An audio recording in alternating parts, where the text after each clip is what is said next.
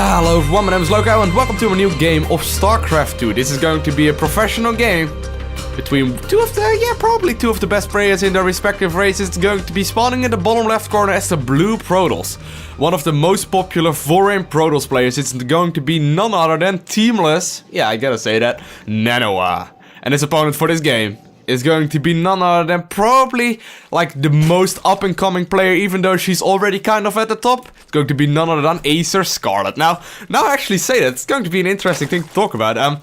Scarlett actually slowly but steadily, she's climbing kind of to the top of the StarCraft 2 leagues. Like, she's winning games versus the best players in the entire freaking world. Actually, she recently, it was announced that Axiom is going to team up with Team Acer.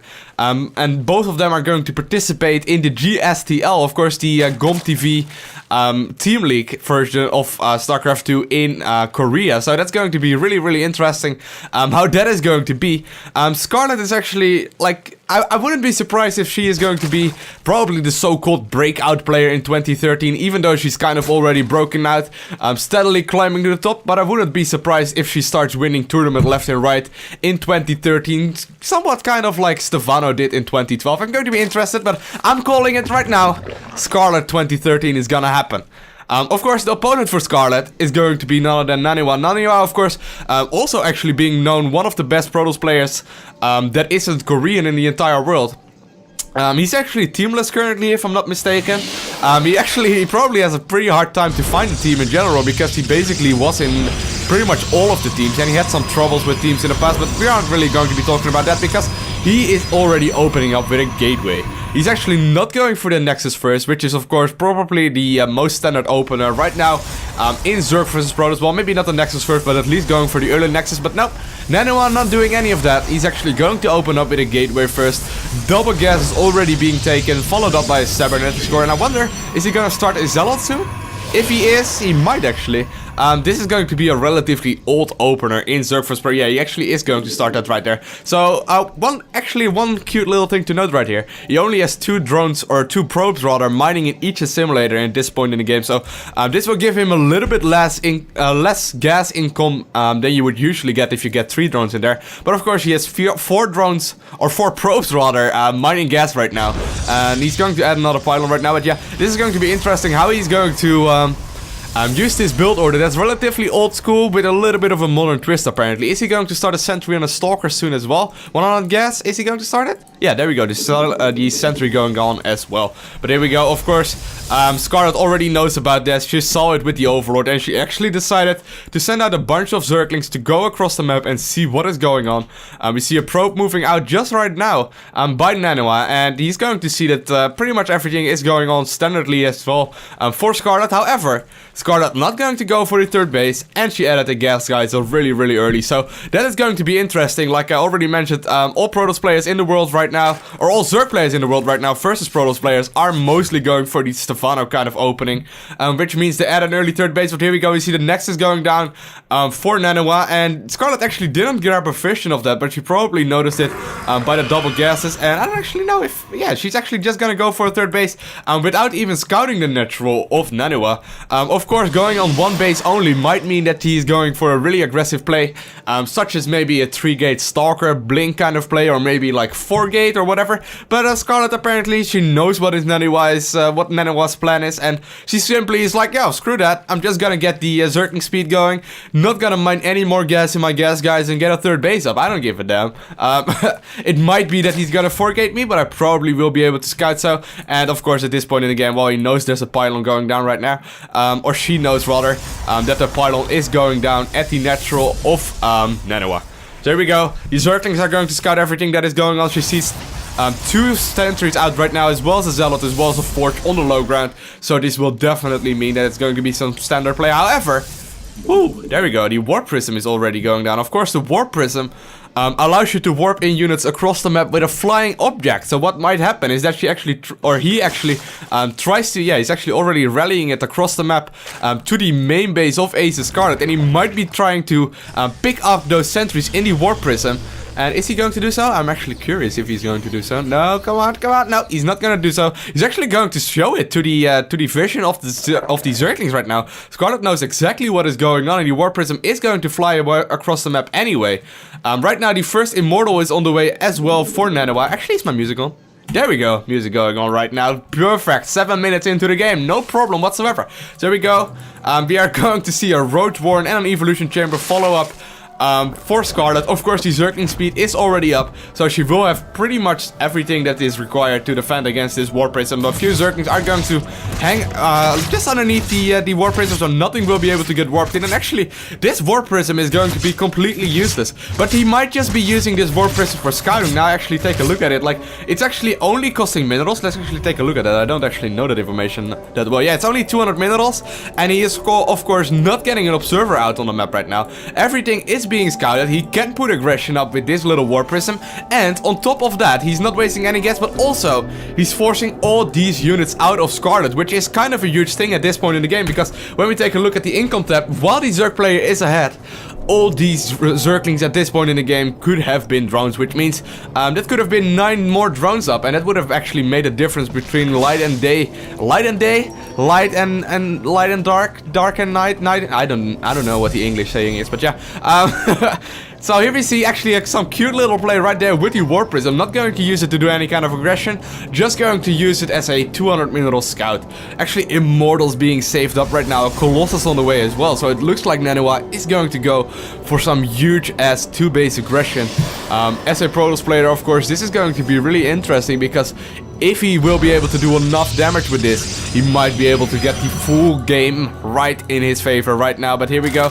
Is he actually? Yeah, there we see the Overseer going down right now at this point in the game. Looks like the lair is finished. The macro hatchery is going down as well as the roach speed. So if Scarlett, yeah, actually Scarlett is going to start a lot of units right now. 12 roaches already on the production tab. But will it be enough to deal with the imminent threat of the Protoss player? Here we actually see him moving out, warping in a bunch more sentries, 3 Immortals and a Colossus, most likely gonna wall himself in completely. There we go. And he's actually going to use this Warp Prism that he made earlier, that he used instead of a observer, going to use this to warp in for him. Really cool play right now from NaNiwa. He's actually chrono boosting out the +1 ground weapons upgrade as well. But I don't think this will be timed properly, because it looks like he's going to be engaging before this might happen. So here we go. He's going to put down the Warp Prism, going to warp in some more Stalkers right now. But of course, the creep is already at the fort base. There's a lot of armies right here waiting to actually engage this Protoss player from 2 sides. We see a few roaches right here on top of the ramp, as well as a lot of roaches right here on the bottom, of course. So here we go. It looks like Scarlett is going to move up a little bit. Is she going to decide to move in right now? No, there we see some nice forces going up, but is it going to be enough? Looks like a bunch of roaches are actually going to target fire these Immortals that are on the map right now, and he's going to target fire the best he can, but will it be enough?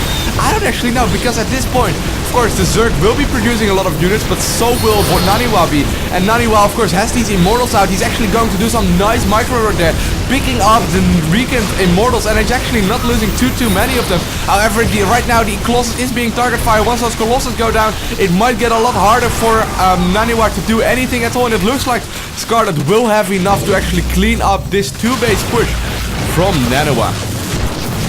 So I'm actually interested, is he going to follow this up in an expansion at all? The Colossus is trying to be a sneaky bastard and get away. He's like, nope, I'm not here. And Scarlett actually knows the Colossus is somewhere on the map. She's going to try and look for it, but here we go. Is she going to find it?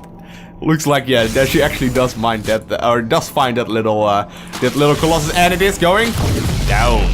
There we go. The 3rd base of the Protoss player is being blocked right now. It's going to be almost 120 supply for the Zerg player versus only 60 for the Protoss player. So this is going to be a huge advantage that Scarlett has. I wouldn't be surprised if Scarlett would throw up a 4th base really quickly. Of course, she's already in 4 hatcheries. She's starting the +2 attack right now for the roaches. But at this point in time, she's still stuck on this kind of attack. Only right now the infestation pit is going down. At this point, she only has roach Zergling. even though she's ahead in supply, even though she has a big advantage at this point in the game, it might still like swing back in NaNiwa's favor just because Scarlett is up with really low tech units, whereas of course NaNiwa is already having Colossus out. So she's once again going to scout and see what is going on. She notices that the forge is upgrading once again, so it might be that NaNiwa is just going to save up once again on 2 bases and go for an even bigger push in a little while. So there we see the second Colossus already joining the fight. Still no aggression up until the 3rd base right now from NaNiwa. NaNiwa doesn't he doesn't look like he's going to try and take this 3rd base at any point. In this game, he's actually going to warp in more and more Zealots, going to use, of course, the long range from those Colossus to most likely do a bunch of damage to this Protoss or to the Zerg army.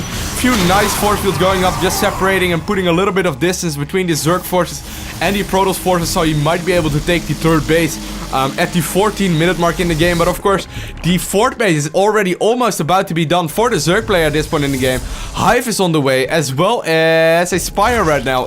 I wouldn't be surprised yet that we actually see 5 Infestors already being already in the production tab right now. A few finishing up at this point in the game, and it looks like Scarlett is in a firm position to take this game. Of course, the creep has to dissipate a little while before actually having the possibility of taking this 3rd base right now. But look at the tiny army that NaNiwa has at this point. Of course, Scarlett is going to try and go for the Broodlord Infestor army, because Broodlord Infestor is absolutely awesome. There we see the Spire finishing up at the exact same time as the Hive is finishing up, so she can go for the Greatest Spire right away. However, the Observer has full vision of this. He actually knows the exact timing of the Hive right now, and he also knows that there will most likely be a bunch of Corruptors on the way right now, and he's completely right with that. She's also going to start a bunch of Spine Crawlers right now at the bottom of the 4th ramp, and as long as she's just, I'm confused. She is just denying this 3rd base. There we go, actually, the 3rd base being once again cancelled by Acer Scarlett, and NaNiwa doesn't have any option to go in, but once again take the Nexus at the 3rd base. He's just going to try and make as many Colossus as he possibly can, actually more and more Colossus on the production tab, as well as a Warp Prism, so he might get a little bit more aggressive as soon as this Warp Prism finishes. But right now, there's going to be a lot of Colossus out on the map. The Greatest Spire, however, is starting to morph in. We see a bunch of Corruptors on the map somewhere as well. Actually, there they are. Oh my god, this is actually a fearsome army of Corruptors. He's actually going to try and push in a little bit into the 3rd base of NaNiwa, but NaNiwa has this big ass force right now trying to move across the map.